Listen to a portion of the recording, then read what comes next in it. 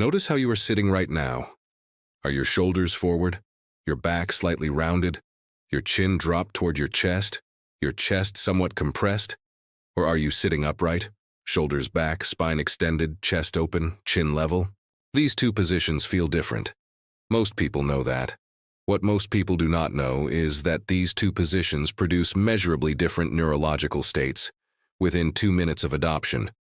Changes in testosterone, cortisol, prefrontal activation, memory access, and cognitive performance that are as large as hormonal interventions.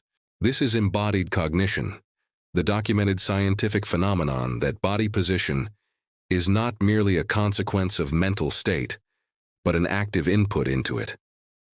The brain does not simply generate body positions in response to how it feels. It monitors body positions and uses them as inputs that determine how it functions.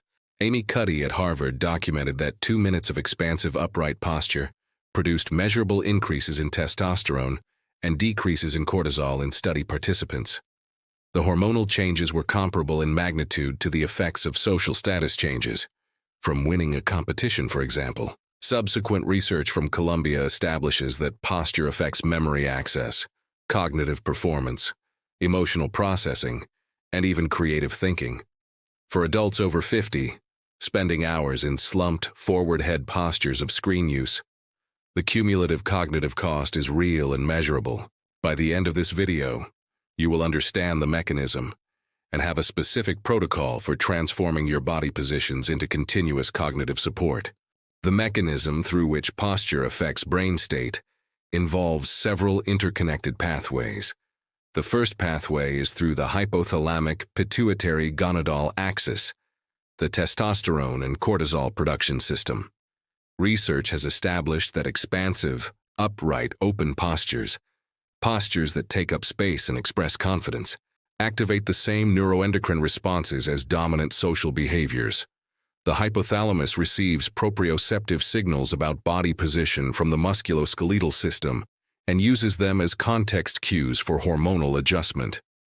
When your signals indicate an upright position, the hypothalamus interprets this as a context of social security and confident engagement, and adjusts hormonal output accordingly. Testosterone production increases modestly. Cortisol production decreases. When proprioceptive signals indicate a slumped, compressed position, the hypothalamus interprets this as a context of submission or threat and adjusts accordingly. Testosterone decreases. Cortisol increases. The hormonal state shifts toward the impaired cognitive performance profile. The cumulative effect of maintaining these hormonal states for hours across every day is substantial. The second pathway is through memory access. Upright posture specifically improved access to confident, positive, and empowered memories, while slumped posture specifically improved access to negative, helpless, and depressed memories. The body position acts as a state-dependent memory cue. For adults over 50, cognitive work performed in upright posture has access to the confident, capable frames that support effective thinking. The third pathway is prefrontal activation.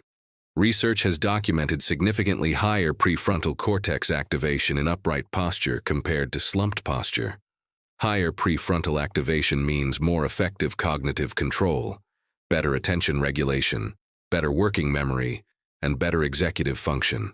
Research has identified specific postures with documented cognitive effects, identifying body positions that most powerfully support specific cognitive functions. For tasks involving focused analytical thinking, the optimal posture involves a spine fully extended, shoulders back, and chin parallel to the floor. This posture maximizes prefrontal activation. Research found that adults solving complex problems upright performed significantly better than those in slumped positions.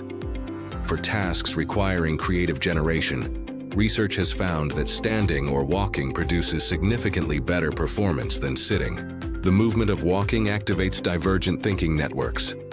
The walking meetings advocated by Steve Jobs have a genuine neurological basis. Research documented an 81% increase in creative output during walking, attributed to motor activation and spatial navigation. Regarding memory, Information encoded in specific postures is more easily retrieved in matching postures, consistent with the state-dependent memory mechanism.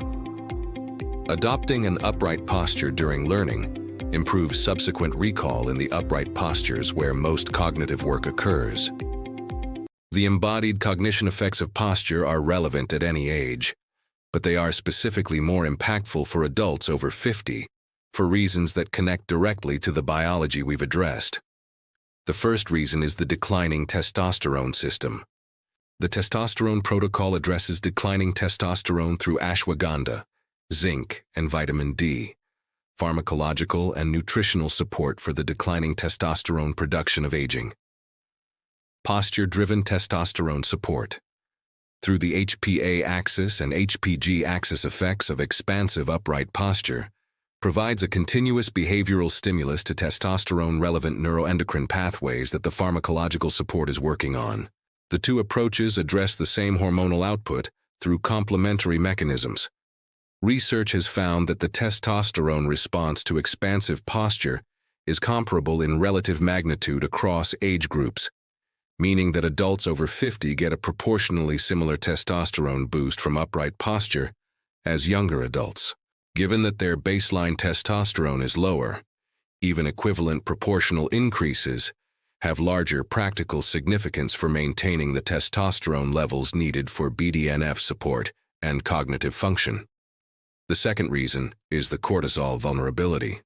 Adults over 50 with already elevated baseline cortisol from the accumulated stressors of aging are more vulnerable to the additional cortisol elevation from slumped posture. Each incremental cortisol increase produces greater cognitive impairment in a system already operating near its cortisol tolerance threshold. The cortisol reduction from upright posture is therefore more cognitively consequential for adults over 50 than for younger adults with more cortisol headroom. The same posture-driven cortisol change has larger absolute impact on cognitive function when baseline cortisol is already elevated. The posture cognition protocol integrates specific postural practices into the daily routine at the moments when their cognitive impact is highest. The pre-task posture reset, 2 minutes. Before any important cognitive task, spend 2 minutes in a deliberate, upright, expansive posture. Stand if possible, arms slightly extended, shoulders back, spine tall and chin level. If sitting, sit upright, feet flat, shoulders back, hands on thighs or desk, with the spine extended. This reset establishes the hormonal and prefrontal activation state that maximizes performance on the subsequent task. The hormonal changes from posture require approximately 90 seconds to 2 minutes to manifest, making the pre-task reset specifically timed for maximum effect. This connects to the ultradian performance protocol. Incorporate the reset into the transition between the rest phase and each high-performance block. Vagal activation through extended exhalation and hormonal optimization through upright posture create the optimal neurobiological launch condition. The walking cognitive sessions. For creative work, brainstorming, and any task that benefits from divergent thinking. Walk while thinking. Walking meetings, dictation, or thinking through problems outdoors capture the documented 81% creative output increase. Simultaneously produce BDNF from exercise, circadian anchoring from outdoor light, and nature exposure benefits from the outdoor environment. For extended screen work sessions, the primary daily challenge for most adults over 50, implement the postural reset every 30 minutes. The combination of movement break and postural reset every 30 minutes prevents the progressive postural deterioration that extended screen work produces, and maintains the prefrontal activation that upright posture supports. Posture cognition connects to the complete brain health system through the testosterone, cortisol, prefrontal, and physical health threads. Posture and testosterone. The ashwagandha, zinc, and vitamin D protocol supports testosterone production through nutritional and pharmacological mechanisms. Upright, expansive posture supports testosterone through neuroendocrine behavioral mechanisms.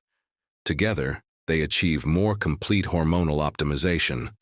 The chin tuck, thoracic extension, and shoulder retraction exercises are the structural foundation for the cognitive posture protocol. You cannot maintain the upright cognitive posture if the cervical and thoracic structures are chronically shortened from years of forward head posture. Posture and BDNF.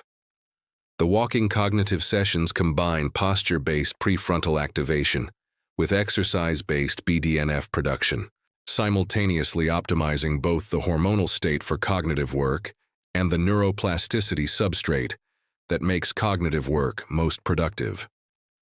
Before your next important cognitive task, stand for 2 minutes in an expansive upright posture.